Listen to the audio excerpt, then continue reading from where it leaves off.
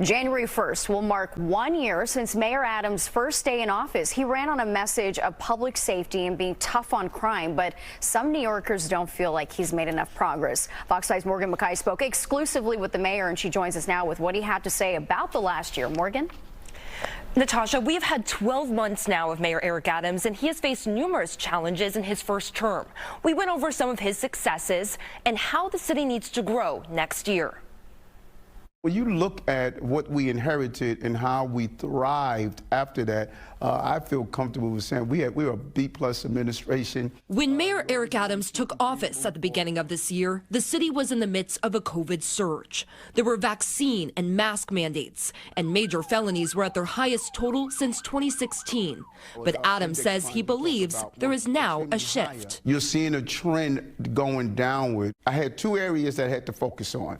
Number one, the overproliferation of guns and homicides and shootings. Double-digit decrease in homicides, double-digit decrease in shootings, 7,000 guns removed from our street, one of the highest numbers that we have witnessed. What do you think is driving this crime surge we saw really all year? Bad people are coming back on our streets. Catch, release, repeat.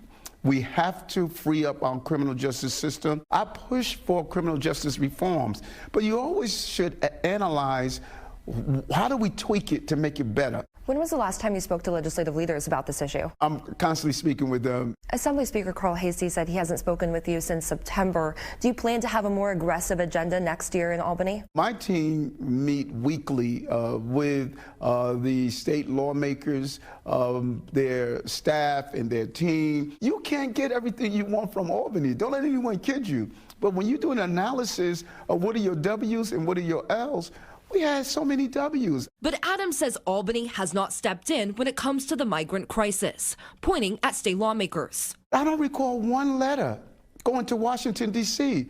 from anyone that's criticizing us to say, hey, we don't deserve to be treated this way. The mayor recently launched a mental health initiative that focuses on taking people with severe mental illness off the streets and into a hospital for evaluation. But the initiative has faced backlash. Why focus on that portion, the street portion, taking them off the street, rather than first investing in mental health programs that already have really long wait lists? Well, why not build out the infrastructure first, which would take, in many cases, years to do? Let's deal with the crisis on our street right now. But if the infrastructure is not there, how do you make sure that these people don't return to the streets? That is how you know what your needs are in the infrastructure. Because if you continue to have this false sense that because people are not coming in, we don't need to build out the infrastructure. You know, we need those 1,000 beds that we closed during COVID. We need them back online. We need our state lawmakers and city lawmakers to see what the demand is, to look at the waiting list. When it comes to boosting the city's economy, Adams is renewing his push to bring workers back into the office, at least part-time, and says remote work can bring with it inequality.